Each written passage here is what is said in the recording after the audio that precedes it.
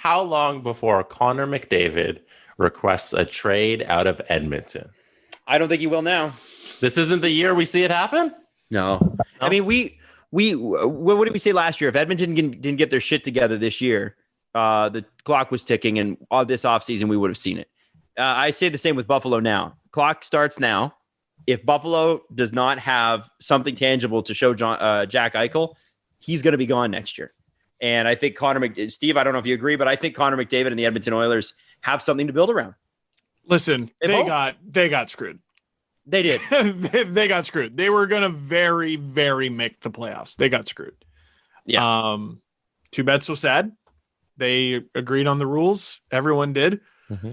The Penguins, you almost you give more of a pass to, on just because they didn't like it from day one. The Oilers were like, yeah, sure, bring it on, and we get to play on home ice, and they just got.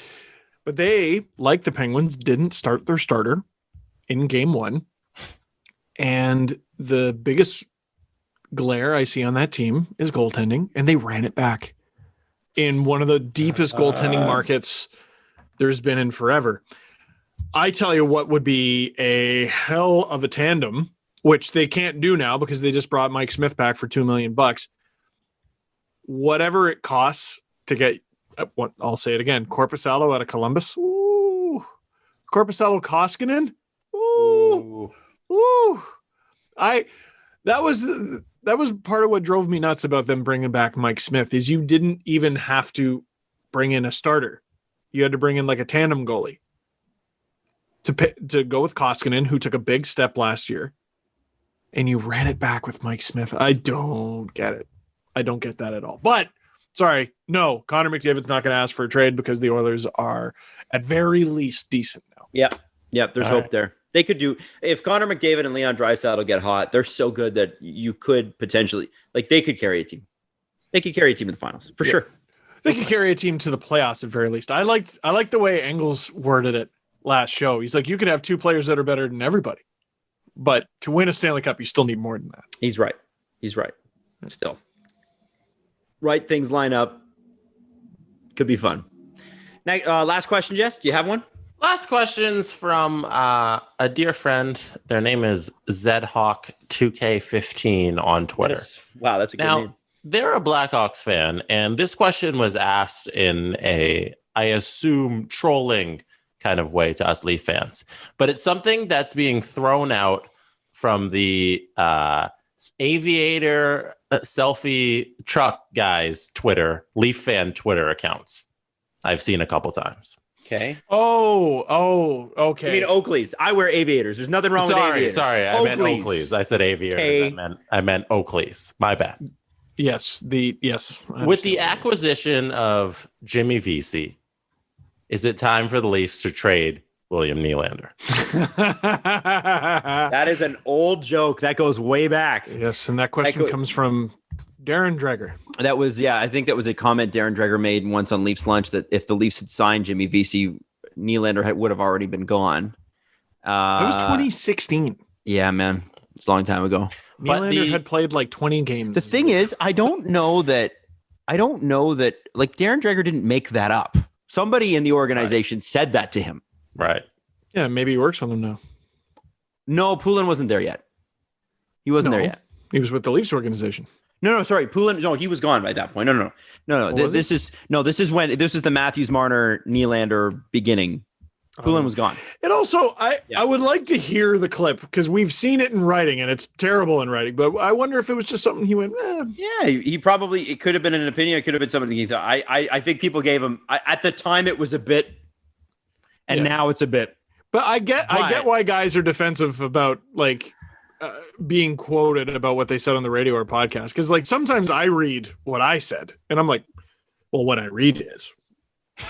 but if you hear me say it, it's a lot more benign than. Yeah, the thing is too, if you're doing this, you're gonna have some cold takes, man.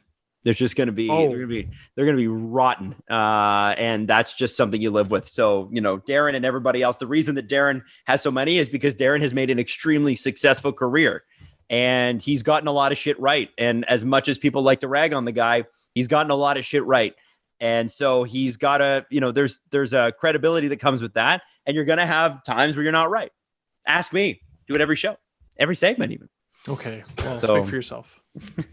Yeah. Speak for yourself. I will. Can we put a cap on the trading Nylander conversation? I think so. He's if they start losing trending again today because of an argument last night. Yeah, it's the Stu. Oh, so no. So it was Anthony Stewart. Yeah, who said he'd prefer Kapanen at 3.2 than Nylander at 6.9, and which I disagree with, and that's fine because people are saying if you get rid of Nylander, then it's the 6 whatever plus a defenseman and all the cash. Would you rather have that or Nylander? But I don't know what this. What I would ask Anthony Stewart is, what is this trade?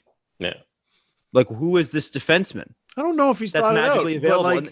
The other know. thing is that we've seen it. Elliot Friedman even said in 31 Thoughts, the way other GMs value William Nylander would be the same way Anthony Stewart would value Nylander. They don't value him highly.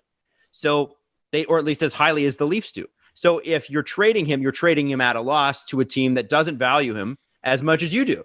So you're not going to win that trade. You're just not. I love William Nylander. What team is giving up a top pair right-handed defenseman for any winger of any kind? Not happening.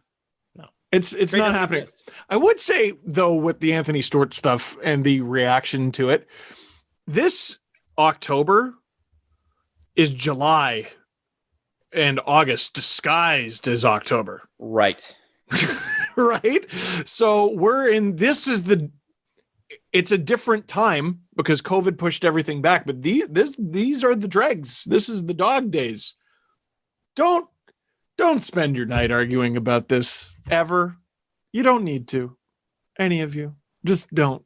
It's not necessary. There's so many better ways to spend your energy.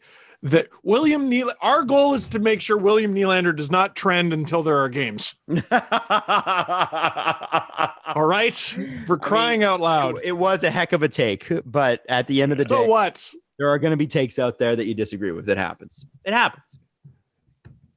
So what? Objectively, I would say to him that he's wrong. But you're not moving him off that stance. He's made it now. Now he's sticking to it. So, what are you going to do? Yeah, but to me, I was watching like an inside joke conversation between him and his coworkers. Right. That everyone then went, "Ruh," and so he had to respond, and then they responded, and I'm like, this does not need to be 3 hours. But it was. Yeah, it was. But it was. And I'm not criticizing you. I'm just saying, gosh, there's so many other things to do